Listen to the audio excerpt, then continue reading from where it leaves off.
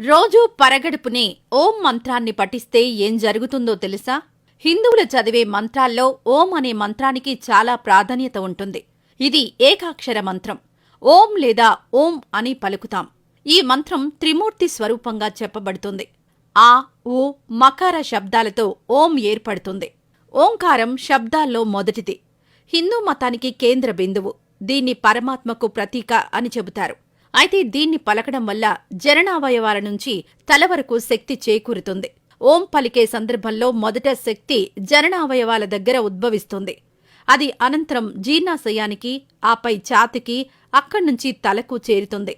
దీంతో అనేక లాభాలు కలుగుతాయి. ఓం అనే మంత్రాన్ని రోజూ పఠించటం వల్ల ఎలాంటి ప్రయోజనాలు కలుగుతాయో ఇప్పుడు తెలుసుకుందాం.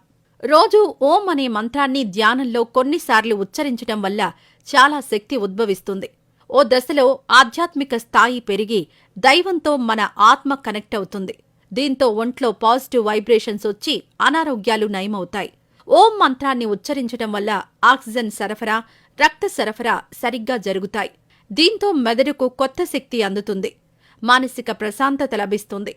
ఒత్తిడి, ఆందోళన దూరమవుతాయి. డిప్రెషన్లో ఉన్నవారు నిత్యం ఓం మంత్రాన్ని చదివితే ఫలితం ఉంటుంది. కొత్త శక్తి, ఉత్సాహం వస్తాయి.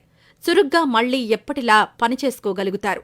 మెదడుకు శక్తి ఎక్కువగా అందడం వల్ల జ్ఞాపక శక్తి పెరుగుతుంది. ఆలోచన శక్తి పెరుగుతుంది. కొత్త ఆవిష్కరణలు చేయగలుగుతారు. చురుగ్గా ఆలోచించగలుగుతారు. ఏకాగ్రత పెరుగుతుంది. ఏదైనా అంశంపై దృష్టి సారిస్తే ధ్యాస తప్పకుండా ఉంటుంది. చదువుల్లో చక్కగా రాణించవచ్చు. విద్యార్థులకు బాగా మేలు జరుగుతుంది. ఓం మంత్రాన్ని రోజూ ఉచ్చరించడం వల్ల శరీరం, మనస్సు అన్నీ మన కంట్రోల్లోకొస్తాయి. అనవసరపు ఆలోచనలు రావు. శరీరంలో ఉన్న విష పదార్థాలు బయటకు వెళ్లిపోతాయి. శరీరం అంతర్గతంగా శుభ్రమవుతుంది. చర్మం కాంతివంతంగా మారుతుంది. ఓం మంత్రాన్ని మనం ఓం అక్షరంతో రాస్తాం కదా. అయితే ఈ అక్షరం వినాయకుడిని పోలి ఉంటుంది. అక్షరం పైభాగం వినాయకుడి తలను, మధ్య భాగం తొండాన్ని, కింది భాగం వినాయకుడి పొట్టను సూచిస్తాయి. దీంతో ఓంను ఉచ్చరించడం వల్ల ఆయన్ను పూజించినట్టు కూడా అవుతుంది.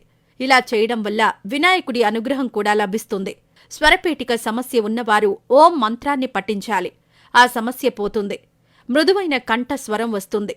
ఇస్లాంలో ఓంను సమా అని పిలుస్తారు. అక్షరం కూడా హిందూ ఓంను పోలి ఉంటుంది. దాంతో కూడా పైన చెప్పిన విధంగా ఫలితాలు కలుగుతాయి. రోజూ ఉదయాన్నే కనీసం 50 సార్లు ఓం మంత్రం పఠిస్తే మంచి ఫలితాలు కలుగుతాయి.